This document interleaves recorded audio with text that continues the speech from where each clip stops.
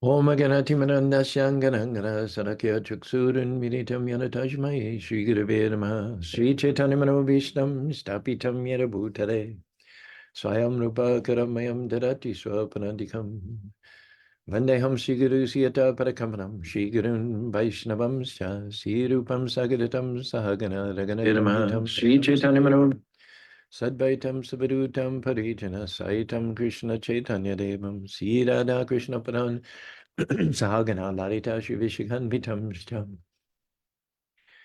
Narayanam Namaskritam Naram Chevinarottamam Devim Sarasatim Vyam Tato Jyoti Nashtapareshu Bhadreshu Nityam Bhagata Sevya Bhagati Uttamashoki Bhakti Bhavati Naistaki Nikamal Kapatura Garitam Param Shukamukaramaja Dravi Samitam Pibata Bhagatam Rasha Mariam Mahora Horisika Bhuvi Bhagam Krishna Swadamapagate Dhammagana Karonashta Dvishamesha Parana Koduno Didaham Anarta Pashamam Shakshad Bhagavat Yaga Bhakti Yoga Manojita Chakrishat Pada Shamidam Buddhini Bodhini Kamini Srota Vyata Sajasana Samudita Bruhi Badre Bhutanam Yatma Shupashidati Idam Bhagavatam Nama Parana Paramisamitam Uttamat Shakacharitam Chakaramba Nisriyasya Lokasha Danyam Swastyanam Maha Hey Krishna Karuna Sindhu Dino Bandhu Jagatpate Gopisha Gopika Kandara Kantaramostute Jayatam Saruto Pango Mahamatera Matergati Matsavesha Parambo Jaradhan Madhan Mohanam Sriman Rasarasaram Vivam Siva Karsan Benershan Upigo Gopanata Sriyasaram Divyad Brindaranya Kampadrumada Srimad Ratnakara Shimashanashto Shri Shri Radha Shri Govindara Prastalabihi Sevamanush Manami Namo Brahmanya Devaya Go Brahmanyataya Jagatitaya Krishnaya Govinaya Namo Mangalam Bhagavan Vishnu Mangalam Gudarajaja Mangalam Padarikaksho Mangarayatana Om Narayanaya Vidmahi Vasudevaya Dhimahi Tano Vishnu Prachodyatehe Om Mahadevi Vidmahi Vishnu Paditi Dhimahi Tano Lakshmi Prachodyatehe Mahalakshmi Namastubhyam Sare Sare Hari Priya Namastubhyam Namastubhyam Aptakanchana Gaurangi Radhe Vinna Vishwanasute Devi Pranamani Hari Priya Nama Om Vishnu Padaya Krishna Pasaya Bhutare Srimadi Bhakti Vedanta Swami Janamani Namaste Sarasati Devi Gaurvari Patra Nirvishesa Sanivadi Paskada Desanari Sri Krishna Chaitanya Prabhu Nityananda Sri Advaita Gadadhar Sri Vasari Gaur Bhaktivinoda Hare Krishna Krishna Krishna Hare Hare Hare Ram Ram Hare Hare. Good morning, Rob on my right, Brent and Govinda Dev on my left. I feel very well showcased, very well displayed. Rob, Brent, Govinda Dev, flanked by great souls here. So how can we possibly go wrong? Yesterday we talked about how people fail to acknowledge the amazing creation of the Lord, which is full of miracles everywhere we look. Every step we take, every rock we traverse has underneath it a miracle. Turn but a stone and start a wing. Tis ye, tis your strained faces that miss the many splendid thing. Instead of acknowledging God, we take credit for his creation. We have the Nobel Prize when someone discovers one of the laws of physics or biology or chemistry, which was there from day one, which were inbuilt into the creation that God made. Then he gets a Nobel Prize. He gets his picture on the front of Time magazine, gets a big stipend. All they've done is simply discover, and that's the word they use. They use the word discover. Nobody, even the Nobel Prize winners, did not claim to have created. They only claim to have discovered. That means the greatest scientist is God.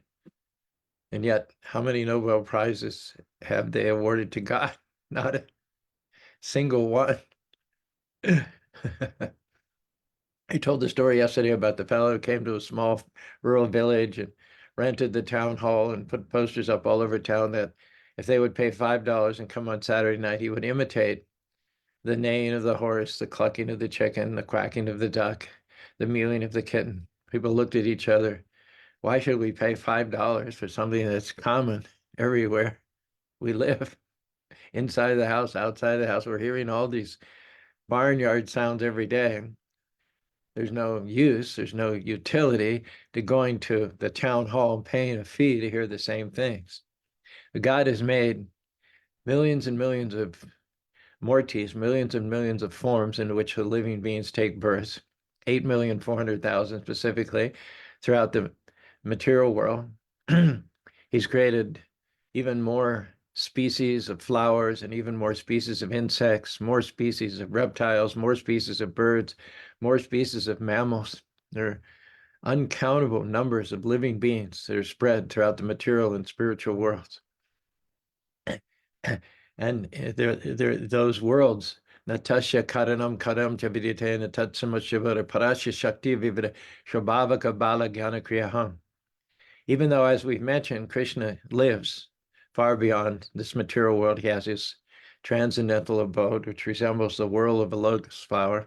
It's called Galoka Vrindavan. It's the topmost planet in the spiritual world. You can never travel there by mechanical means. You can only fly there on the wings of devotion. It's inestimably far away, even in another dimension than the one we inhabit in this material world. And yet, although inestimably far away, Krishna touches everything. He causes the stars to spring nightly to the sky, the tidal wave unto the sea. We can rest. We can go to a place of peace, not let anything destroy our joy or ruin our day. When we think that God surrounds us like a shield, there's every part of his creation is inhabited by the Lord. He is at one and the same time, far away, and at the same time, closer than a brother. Yak chakshuresha sabita sakaram raja samastirishara sheshamura yashagnaya brahmatim kara chakro govindam adi purusham tamahang bhajami. Lord Brahma, no less than the creative universe, worships Krishna with his prayers. The first one of which says, of all the controllers, everyone's a controller in some limited sphere. The wife, the mother is in control of the children, the husband's in control of the wife, the boss is controller of the husband, the supervisor is in control of the boss, the CEO, the owner of the company controls all the employees, the politicians control the businessmen, the president controls the politicians, the lord of this particular planet, the Lokapal, he presides over the planet. There are universal demigods that are in charge of various energies, like Indra's in charge of rain, Varuna's in charge of water, Vayu's in charge of wind. And then going upward and further, when you finally come to that controller by whose potency every other controller has his influence, has his power, they were, as it were, borrowed plumes from the ultimate powerful Lord. His name is Krishna. He is that controller who is Parama, who has no other controller over him. Ishvara Parama Krishna, Satchidananda Vigraha. And his body is not made of matter. There are no limitations in his body, such as what we find in material elements. His body is the source of unlimited power, even though it has form, it has a head, it has a neck, it has a torso, it has legs, it has arms.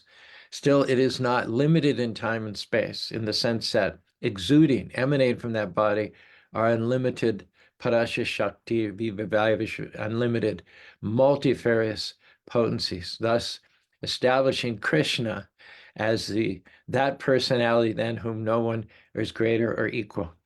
Now, even though, as we said, he lives far away from this material world, it doesn't mean that he's dissociated from it. Through his energies, through those multifarious potencies, he causes everything to happen very precisely. Sun rises, sun sets. Ask yourself, this powerful sun, which has been shedding unlimited light and heat, exuding. It is said that the amount of energy which courses outward from the sun at every second is more energy than human society on Earth has consumed in all of its history. You know, we talk about having an energy crisis down here, switching from carbon fossil fuels to solar to wind because the byproducts of burning coal are polluting the atmosphere, causing climate change. There are all kinds of issues in politics and policies and political movements, and a lot of rhetoric about energy, the use of energy, the conservation of energy, the production of energy. And yet there's never been any such debate on the sun. Vivaswan, in his transcendental solar realm, doesn't have to worry. The sun itself is an incarnation of the unlimited personality of God at Krishna. And so since time immemorial, the sun has been exuding unlimited energy without any diminution whatsoever. If the energy of the sun were material, you would have been able to trace a diminution of the energy of the sun over this vast periods of time. Ultimately, the sun would have been wound up. It would have been filled full of potential energy. And as the sun exudes the energy, the potential energy becomes kinetic.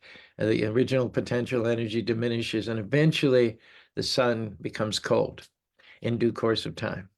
That would all be the expected scenario if the sun was anything material. And yet, since the time immemorial, the sun has been exuding energy at full power. How is that? By whose power is that? It's nothing material.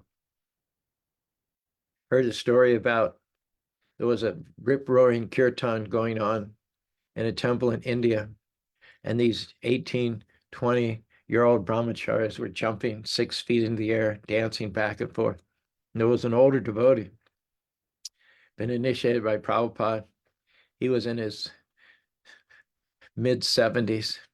He was just clapping, nodding his head a little bit, standing to one side, trying to not to get knocked over by one of the brahmacharis or have his foot broken when they jumped and landed on his foot, just trying to protect himself. So, wanting to, in a mistaken idea of respecting a Prabhupada disciple, one of the young boys said, "Come on, Prabhu Maharaj, please come join us." Like, there's no way he was going to get in the middle of that maelstrom. He was fragile and old. And he said to this young brahmachari, whispered in his ear amidst the raucous roar of the kirtan, he said, "My dancing and jumping days are over. Gone are the days," he said, poetically, he said, "gone are the days when I can dance and jump in kirtan." So our energy dims in old age. The energy that we have waxes and wanes during the course of our lifetime according to our body. When we're newly born, there's no musculature, there's no real energy. We sleep most of the time. We're exhausted, we're tired. We don't govern any of our bodily functions. They kind of do their own thing. And it requires a lot of maintenance. Mother doesn't sleep, mother doesn't eat, mother spends all of her time just servicing this little body. Stool factory, some people call it. Bodies of babies, they produce an unlimited amount of stool and consume mind-boggling numbers of diapers. No sooner do you change one diaper than you have to switch it out, throw it away. God knows where all those diapers go. So just maintaining a little, like, I don't know, 30-pound ball of flesh, it's like full time, mother and father. Mother and father have circles in their eyes. They're tired. They haven't slept in weeks. Just to keep the baby is not only not capable of maintaining himself, but he wears out two adults in their early 20s, according to the body. And then fast forward a few years, and as a 3-year-old is running around the house, destroying everything, causing havoc wherever he goes. When he gets a little older, he gets a little more grace, a little more coordination.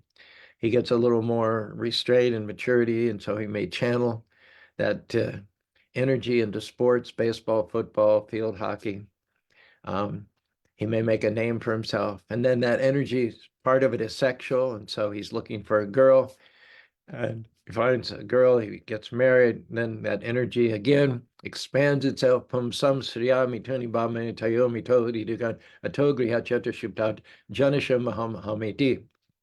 As one body matures, one expands one's influence, one energy reaches out and wants to accumulate. and attach to itself more and more possessions, beginning with the female. That's the first thing. Every teenager thinks nonstop 24/7 about girls. And every teenage girl thinks nonstop 20. It's amazing they get any studying done or any sports done or anything else because all they're thinking about is the opposite sex. And then having gotten a wife, a lifelong spouse, and a partner, then that energy again expands in the form of children. And then for children, from a sedan, from a compact Chevy Volt or Spark or smart car, you need something that's now going to hold two kids. So you need a bigger sedan. And then you have your third kid. Now you need a minivan. Now you need a 3-bedroom house. Now you need more money at work. You need a bigger lot. You need more land. Maybe you want to go out on your own. You don't want to work for anyone anymore. You want to start your own business. And so as the body matures through its 20s and 30s and 40s, there's all kinds of ways that this energy expresses itself. So initially, we didn't express hardly any energy. It was negative energy when we were babies crawling around on the floor. Now we're emanating a lot of positive energy. People are amazed at how motivated you are, how much you can do, how little sleep you can go on, how you can translate your energy into vast amounts of money and property and businesses and children. But then you reach a certain plateau at dropping over the edge of which gradually you're going back to that original state where you were practically helpless as a child. And eventually, over the course of 20 or 25 or 30 years, as one gets into one's 60s and 70s and 80s, one's energy again retracts. It no longer manifests itself. Certainly not in sex, certainly not in children. One loses interest in business interests. Most people who reach past post-middle age years, who have earned a lot of money and been successful in business, mostly what they like to do is travel. They like to travel.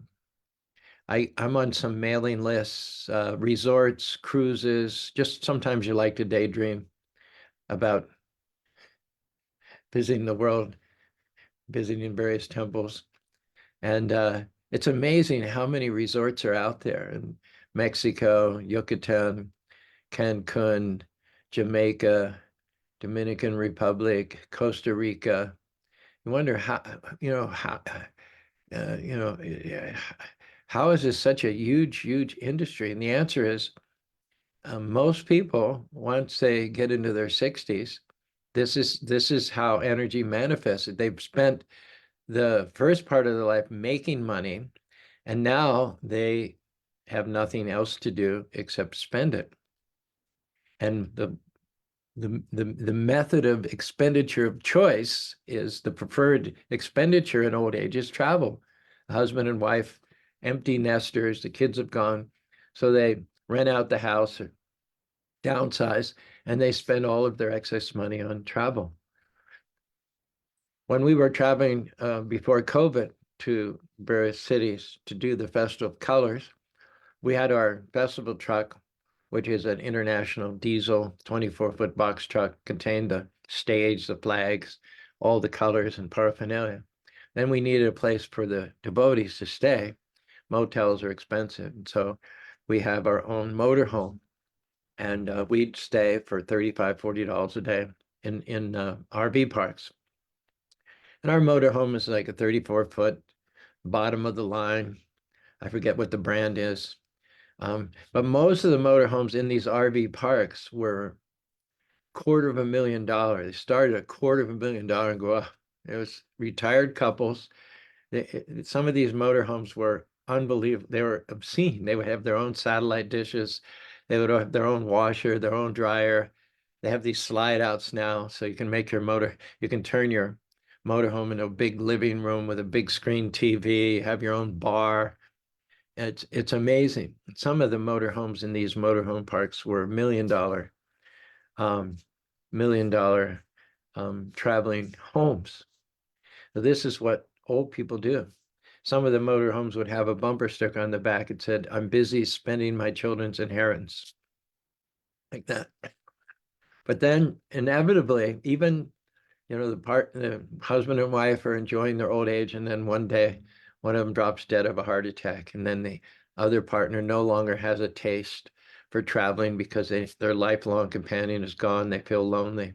Maybe they go back and hang out with the kids, but then there are very few interests, and there's very little energy with which to pursue those dwindling interests. Well, what we're seeing is that the energy waxes and wanes for the ordinary living being according to the body, from infancy through growth and maturity, and then finally old age and decrepitude. We go full circle. But that does not happen with the Lord. When the Lord was an estimated 7 years old, Indra got upset because Krishna convinced the inhabitants of Vrindavan to divert all the ingredients for the annual sacrifice to Indra for rainfall. He convinced his father Nanda Maharaj to use all that paraphernalia to worship Govardhan Hill and the cows and the Brahmins. Indra brought a huge rainstorm to destroy Vrindavan. And what Krishna did at the age of 7 years old, proving that his strength was not relative to his age or to his body, he lifted Govardhan Hill, which at that time was much bigger than it is currently. Currently, it takes 5.5 hours to walk around Govardhan Hill. It's about 25 kilometers or 15 miles. In those days, it was much, much, much, much, hundreds of times bigger. Krishna lifted that huge mountain as easily as a child lifts a mushroom or lifts a bit of cotton and holds it over his hand. And not only did he lift it, but he lifted it on his little finger. Not only did he lift this mountain on his little finger, but he held it there for 7 days, day and night, while the inhabitants of Vrindavan tucked themselves under the warmth and shelter of that mountain and enjoyed parties and dancing and feasting. They had like a vacation. They didn't have to go to Cancun or Veracruz or Jamaica or Haiti to spend a lot of money at some resort. They enjoyed themselves right there at home. They had a little vacation.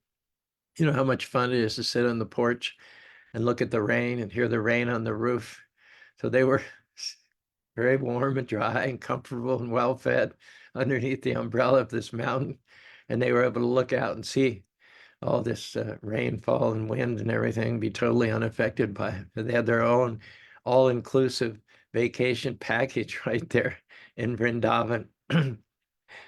But Krishna never wanes. He always exudes unlimited power. And in this sense, he's often compared to the sun. Yak Chakchuresha Savita Sakala. Of all the planets, the sun is considered the king, the topmost. Raja Samastre Shuraha. Just as no one is greater or equal to Krishna, similarly, no other planet or no other demigod is greater or equal to the sun. Another similarity is that the sun's rays, they know what to do. Sun doesn't have to be personally present to kiss every flower, to nourish every stalk of wheat, every alfalfa plant, every melon bush. The sunshine does the work for the sun. The sunshine is sent out, sunshine is exuded, and it knows what to do. It causes photosynthesis, it gives vitamin D. The sun nourishes all living beings, all planets throughout the universe. Without the sun's personal presence, the energy of the sun, the sunshine, do everything that's needed. The energies themselves know what to do. It's like they salute the sun, they take off on their horses, they go all over the universe, they illuminate every corner of the universe, and they bring life forth in millions and millions of species, and they nourish it. Without the sun's personal supervision. Krishna is like that also. It says,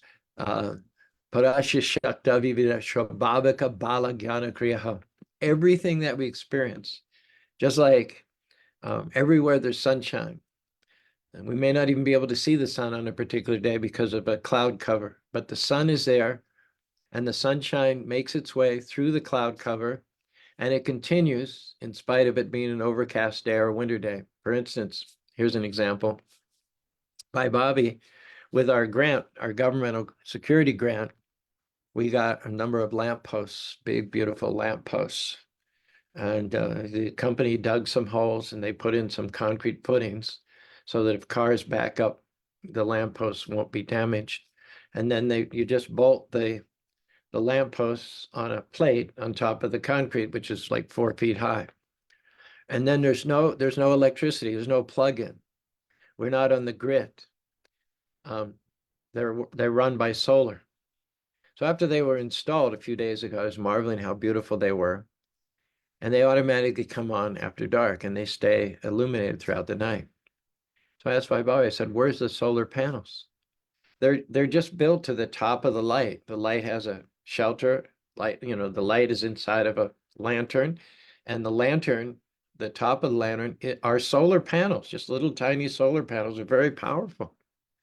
And then during the day, the other day, I was looking at them and we had a snowfall, I think it was on Monday.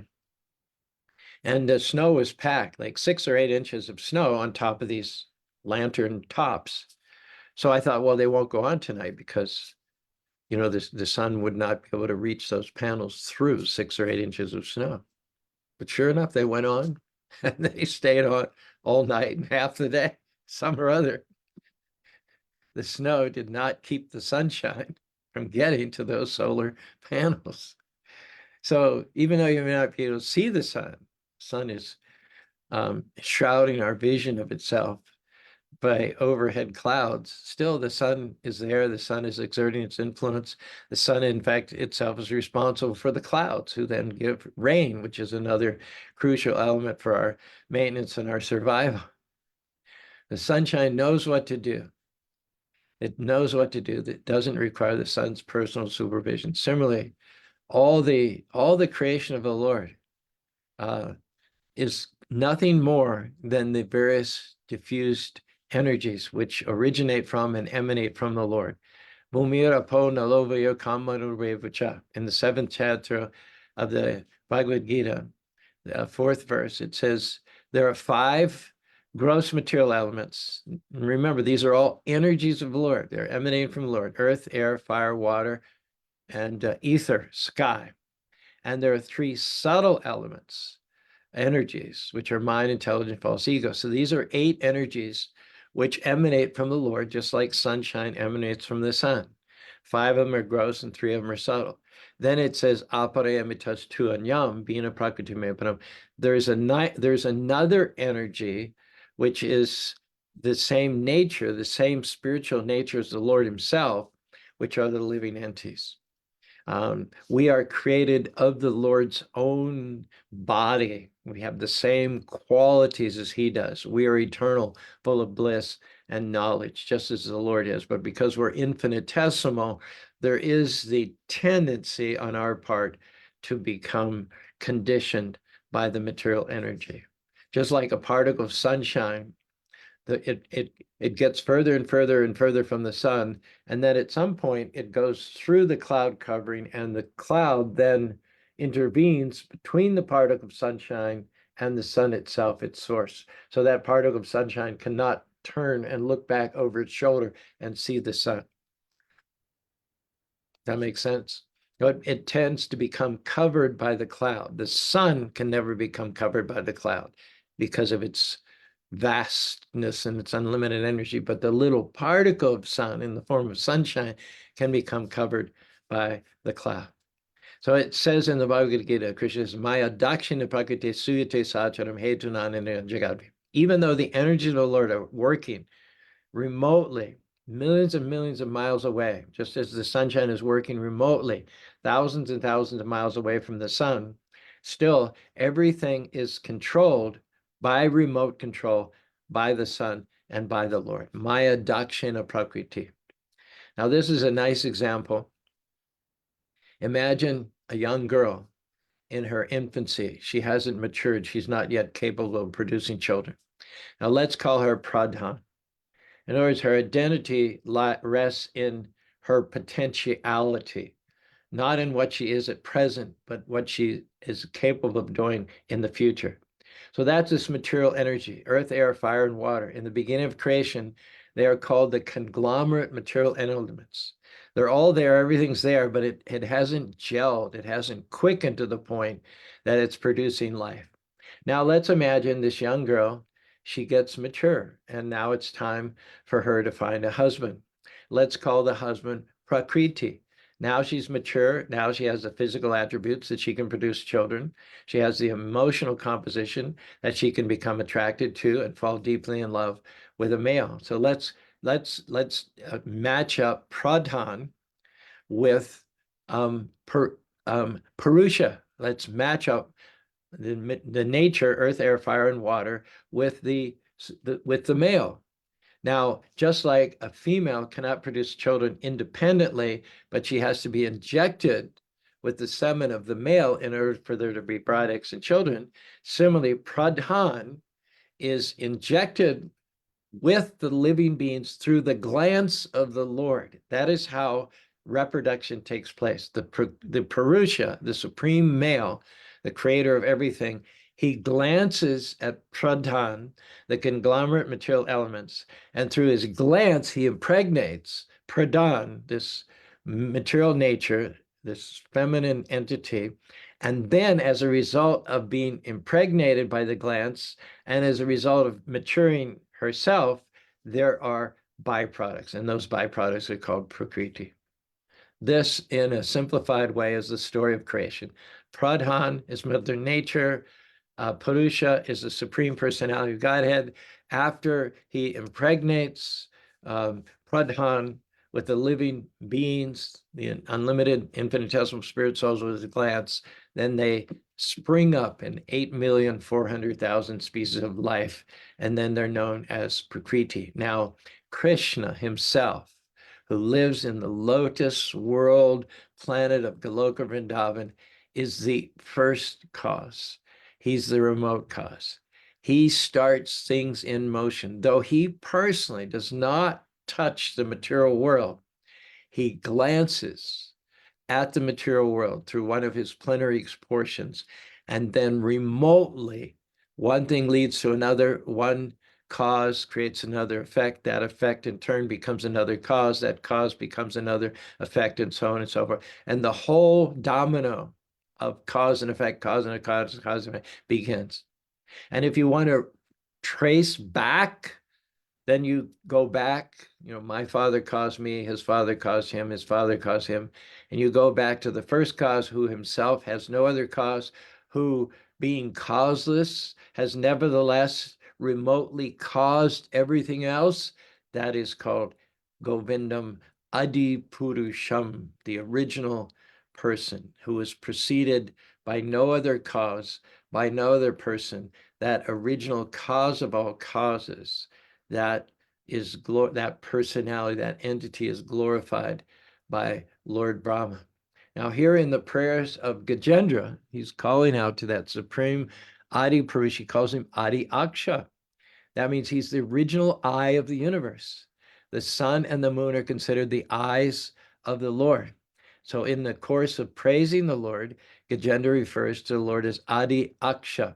Now, Adi Aksha means who has eyes upward. That means one who is above, transcendental, beyond the modes of material nature, above this dark world of birth, death, disease, and old age, who lives in an eternal, spiritual, imperishable world. His eyes are way up there and way out there, but that does not mean his eyes are turned away. Although he's up there, he's looking down, maintaining us. Again, the reference is to his glance. From a remote place, he glances down to this material world. He touches this material world remotely through his glance. So even though God is distanced from us by an unimaginable gap, he is also closer to us than a brother. He's within our heart. He's within the atom. He has an intimate knowledge of each and every one of us. He is, in fact, providing us with all the necessities of life. You ask a little child, Johnny, Tommy, where's your food coming from? He thinks, he says, well, my mother is providing food, kitchen is providing food, Food comes from the store. He may be a little older. He may be a little bit more informed. They may have taught him in kindergarten about something called a farm where there's cows and crops, or he may live on a farm, there's grass. A little bit further advanced, he may know about the role of rain and sun in terms of producing grains. He may know about harvesting and storing and preparing and shipping and transporting. But basically, you ask a child, between the ages of 3 and 10, where their food is coming from: mother, kitchen, store, farm, grass, rain, et cetera, et cetera. But ultimately, there's really one answer to that question. Everything that we require to maintain us is coming from the sun. There's one original source for everything that we eat, that we smell, that we drink, that we touch.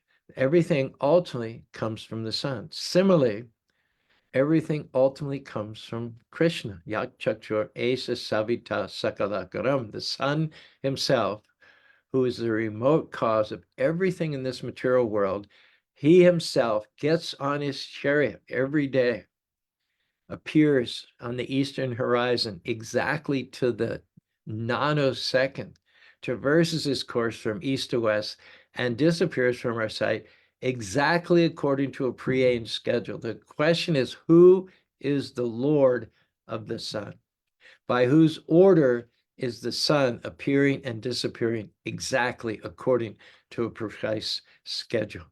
You get the TV guide, and it tells you what program comes every half hour, when the commercial comes, when the breaks are, what channel it's going to be. Nobody in their right mind would think that that's random. There's obviously a big infrastructure. There's networks, there's ABC, there's CBS, there's Fox, there's CNN, there's ESPN, there's thousands of employees, there's cameramen, their reach goes all over the earth, and they're all coordinated, and they're all wired up and communicating with each other. Only the greatest idiot would think that all this is just coming randomly by accident. And so in the same way, everything is precisely arranged, precisely moving, spring to summer, to fall, to winter, to spring, to summer, rising and setting of the sun and the moon and the tides and the everything, every breath that we take, it is all to be traced back to the first cause, Krishna. And from Krishna, when there's a need, when according to the guide, the schedule, it's time for the manifestation of this inferior material energy of the Lord.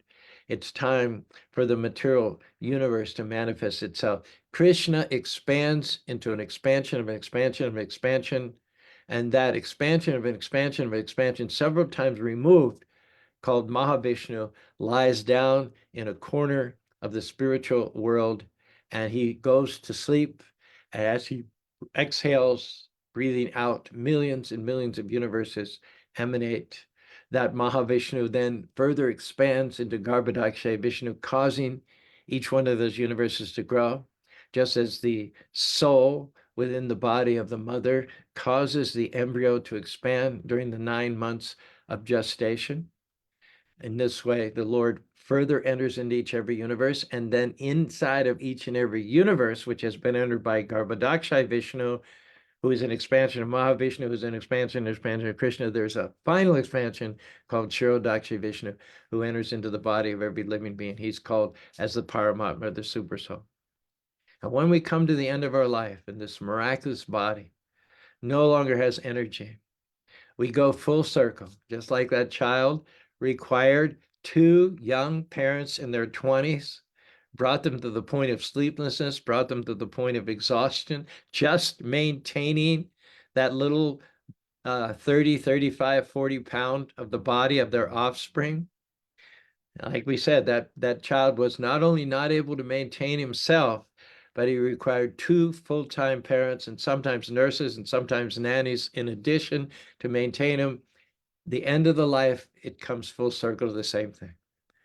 Older people, they require others to take care of them. Not only in the middle of their life, when they were 30, 40, 50, 20, they would be able to take care of family members, employees, citizens. They might have taken care of 4 or 6 or 8 or 40 or 60 or 100 or 200. Just here in this Krishna temple, we support financially, we support with, part-time work, Stephanie, we support Leroy, we support Raleigh, we support Sonia. I think according to our tax reports last year, we spent $50,000 in wages here for part-time work to run this temple. In so many ways, we support people. We support people when they come here and they have a meal. They pay $10 for all you can eat meal and they're supported. We support people's cultural life. We support people's intellectual life by introducing them to a whole other culture. We're supporting people. We're supporting people. So Krishna, or God, is that personality who supports all living beings. But there comes a point when the dependence of the Lord, even though they're made of the same nature of the Lord, because they're embodied, because they're covered by material nature, that material nature is no longer able to support the soul, and the soul outlives the body just like the sword outwears the sheath.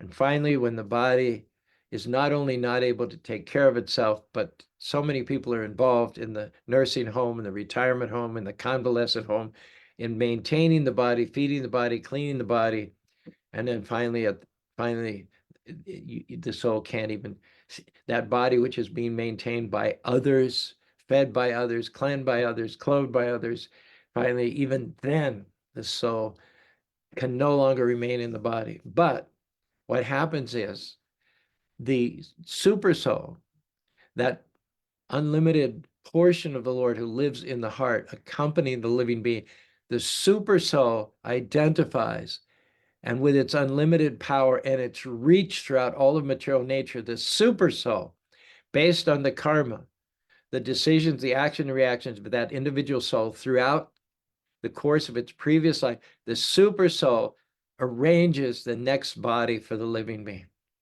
And there comes a time at death when the super soul says, hey, the time for you here is over. This body, not only is it not going to do anything for you, not only is it, you can't use it for any benefit, material or spiritual. In fact, this body is tyrannizing others. Others are not able to fulfill their desires because they have to take care of you. So now I've prepared this other body for you, and I'm going to transfer there. Now you please come with me. At that point, when the jiva realizes that not only is the body unsupportable, is it useless, but his friend, the super soul, the Lord who is accompanying him, is leaving the body. The super soul has already announced, I'm leaving. Now you can stay or you can come. The jiva said, oh, don't leave me behind. I'm coming. I'm coming. I remember a scene sticks in my mind from, I might have been 12 years old in Pennsylvania. We lived in Western Pennsylvania, in a little town called Stallstown. And my parents had some friends who lived in a bigger town, Ligonier. But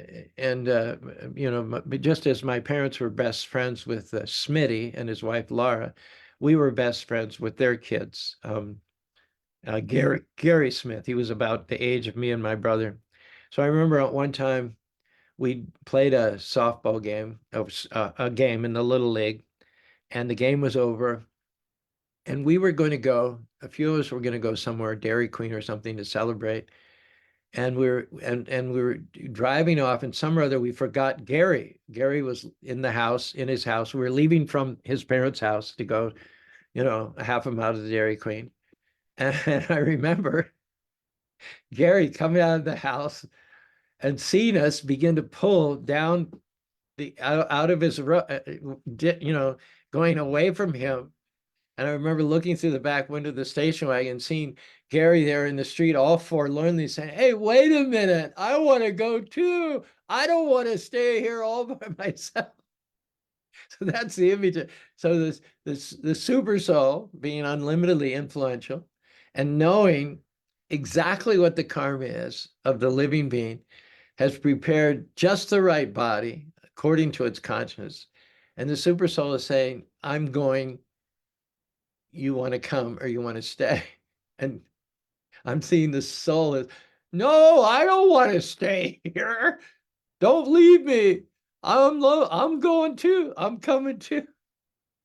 So that, ladies and gentlemen, is what happens at the time of death. It'll end our discussion on this Wisdom Wednesday on that note. And let's see how that's been poeticized by Brent. Even the energy of the sage become exhausted in old age. He's sorry that he can't dance anymore like a brahmachari, but Krishna's energy never ends in the association, in the eternal association of his friends. That's really quite beautiful, Brent. That's really quite beautiful. I think regardless of whether you listen to my classes, you should write something every single day. Pick a topic and poeticize it because you have a lot of talent in that regard. And I will look forward to the day when I get you up on stage to do some poetic rap songs about Krishna. Once again, even the energy of the sage becomes exhausted in old age. He is sorry that he can't dance any more than a brahmachari, but Krishna's energy never ends in the eternal association of his friends. And here's another one right below it in the comment section of Facebook. Again, this is Brent Spencer. The sunshine knows what to do even if covered by a cloud. The particle makes its way through, though covered by a shroud. We may not see the source, but that doesn't diminish its force. Beautiful. Beautiful, subtle points. The sunshine knows what to do, even if covered by a cloud. The particle makes its way through, though covered by a shroud. We may not see the source, but that doesn't diminish its force. Wonderful. Govinda Dave, he says, if the sun was run by the government, we would all have died by now. Thank God. Thank God. That can be taken literally. Thank God for the sun. Basically, what our class was today was comparing God. How many parallel comparisons there are between the sun and the God? And the reason for that is that the sun is an incarnation of God. Sun's rays and energy and heat and light don't originate from any material source. They originate from an expansion of the unlimitedly powerful Supreme Personality of God. That's the only way to explain the sun. Good morning from San Diego, Patricia. I had Oscar here last night. We had a very sweet hour or so together. He likes, as soon as he gets with me, he starts preening. He starts fluffing his feathers and preening himself. He seems to be very peaceful when he's with people. Um, and he takes very good care of himself in the company of people. Also on Sundays when we have our open house, I generally can't bring um, our African gray, Ramu, because he's too talkative. When I'm trying to give the lecture upstairs, he's downstairs trying to get everyone's attention. It's very distracting. So Ramu's banned on Sunday during the program, but Oscar's a good choice. Oscar behaves himself. He stays down there very quietly on his perch. And when the people come down after the arti for enjoying prasadam, he wants to go around. He wants to kibbutz with everybody. He wants to get fed. He wants to be at the table with people, and he's very happy. He's very happy. So that's his. Those are some glances from his life up here in Utah. In case you're not aware of it, Patricia was the one who donated Oscar, who a couple of years ago, and we love him dearly. And we're also waiting for Patricia to come back for another visit. I'm sure Oscar would be delighted to see his mommy. Namamrita, happy Ekadasi. Today is Ekadasi. Priya Krishna, also happy Ekadasi. Good for those reminders.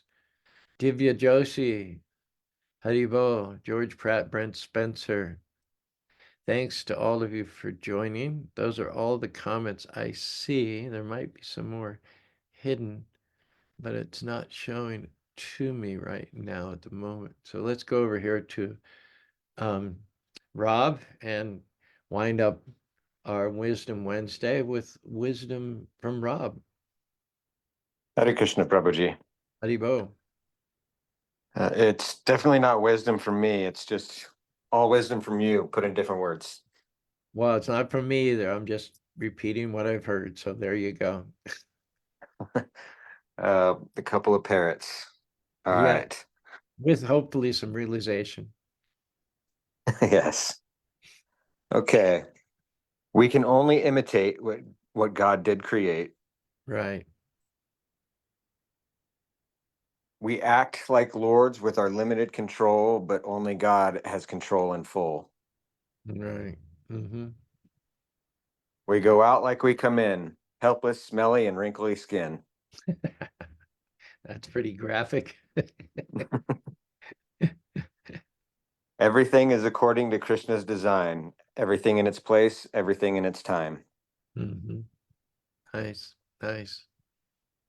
Everybody has Krishna within. We are never separate from him. Yep. And if we've been good or if we've been naughty, the super soul gives us the appropriate body. Circle back with that one again in December also, okay? Haribol. All right. Thank you, Rob, for joining us. Rob is the soul of consistency, and Brent as well. Rob on the right, Brent on the left. Govinda Dave. Appreciate all of you, as well as Priya Krishna, Divya Joshi, Namamrita, Vaibhavi, Patricia, Britta. Yeah, now I'm seeing some more comments. Some rather opened up just during those few seconds I was talking to Rob. I see Britta was here also. Well, thank you all for partnering to make a relishable, significant discussion here every Monday, Tuesday, and Wednesday. I won't be back from Tucson next Monday, so we will not have this on Monday. Perhaps Tuesday and Wednesday, but not Monday. Thank you for joining me, and don't forget to chant Hare Krishna, Hare Krishna, Krishna Krishna, Hare Hare, Hare Ram, Rama Rama, Hare Hare.